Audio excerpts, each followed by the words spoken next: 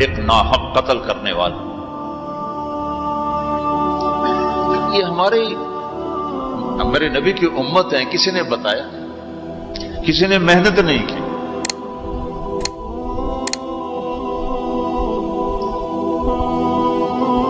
آخری حج کا خطبہ آپ نے جو دیا، ہر دفعہ یہاں سے بات شروع کی، تمہارے جان مال ایک دوسرے کے لیے قابل احترام ہے، کسی پہ ہاتھ نہ ڈال.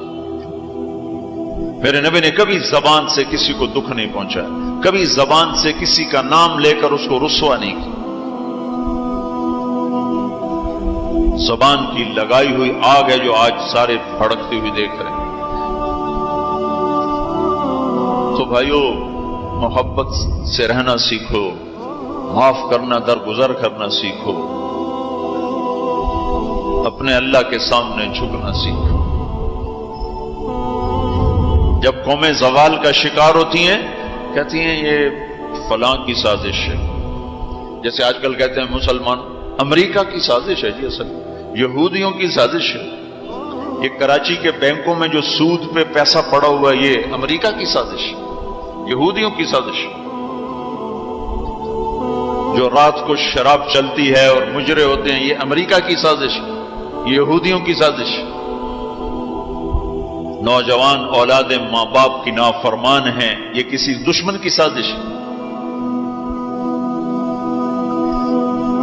میں ایک جگہ تھا تو ایک لڑکی اپنی ماں کو کہہ رہی تھی بکواس مت کرو، ماں کو کہہ رہی تھی بکواس مت کرو، تو اس کی ماں کے آنسو ایسے گر رہے تھے. یہ امریکہ کی سازش. اور میرے نبی نے سے پوچھا کہ یا رسول اللہ قیامت کب آئے گی؟ آپ نے فرمایا اللہ کو پتہ ہے کب آئے گی. کا کوئی نشانی؟ کہ جب ماؤں کو ذلیل کیا جائے گا تو قیامت آئے گی. ہمارے زوال کے اسباب باہر سے نہیں ہیں، ہمارے اندر سے ہیں.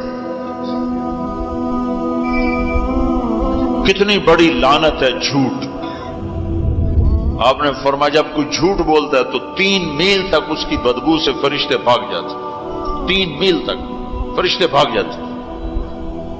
تو پھر پاکستان کا کون سا بازار ہے جس میں کوئی رحمت کا فرشتہ آئے گا؟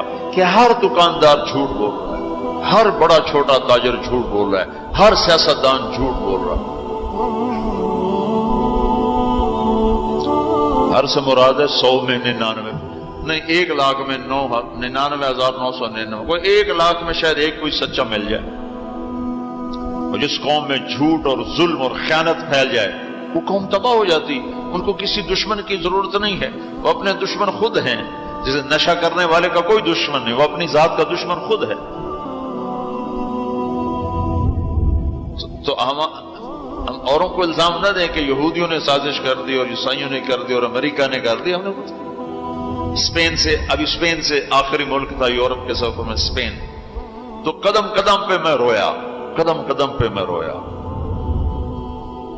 کہ کس طرح مسلمان آپس کی لڑائی میں ختم ہو کے رہ گئے. کہ پاکستان اسپین میرے سامنے یوں آتے تھے ایسے. اسپین کی تاریخ، پاکستان کے حالات. اسپین کی تاریخ، پاکستان کے حالات. اسپین کے مسلمانوں کی آپس کی لڑائیاں، پاکستان کے حالات. آپس میں قتل و غارت، پھر پاکستان کے حالات. تو اللہ تعالیٰ نے اس طرح ان کو مٹا دیا اسپین سے کہ ایک کلمہ پڑھنے والا باقی نہ بچا. مسجد قرطبہ جیسا شاہکار بیچ اس کے گرجا بنا ہوا ہے، صلیبیں لٹکی ہوئی ہیں، بت پڑے ہوئے ہیں، نماز منع ہے، بورڈ لگا ہوا ہے.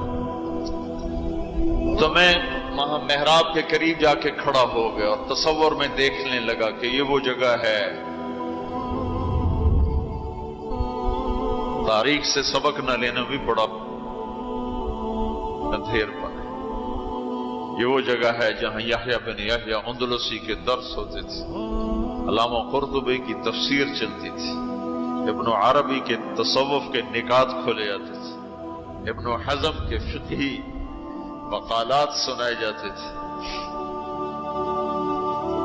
بقی ابن مخلد جیسی شخصیات یہاں بیٹھ کے قال اللہ قال رسول کہتے. ننگی عورتیں پھر رہی ہیں نکریں پہنی ہوئی، وہ تو ایک ان کے لیے تفریح کی جگہ بنی. میں تو آنکھوں سے بھی رو رہا تھا اور دل سے بھی رو رہا تھا، اور زیادہ رونا اس پہ آ رہا تھا کہ اپنا ملک دیکھ رہا تھا کہ آج میرے ملک کے لوگوں کو ہوش نہیں ہے، وہ کیا کرنے،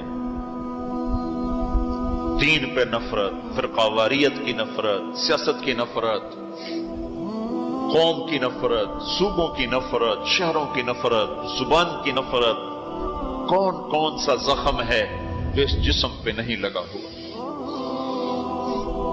اور کون کون سے زہریلے تیر ہیں جو اس پر نہیں چلائے گے۔ میں ایسے ہی کھڑا دیکھتا ہوں، پھر میں محراب کے پاس جا کے کھڑا ہو گیا، تو 700 سال پرانی قرآن کی آیات اب بھی اسی طرح لکھی ہوئی ہے۔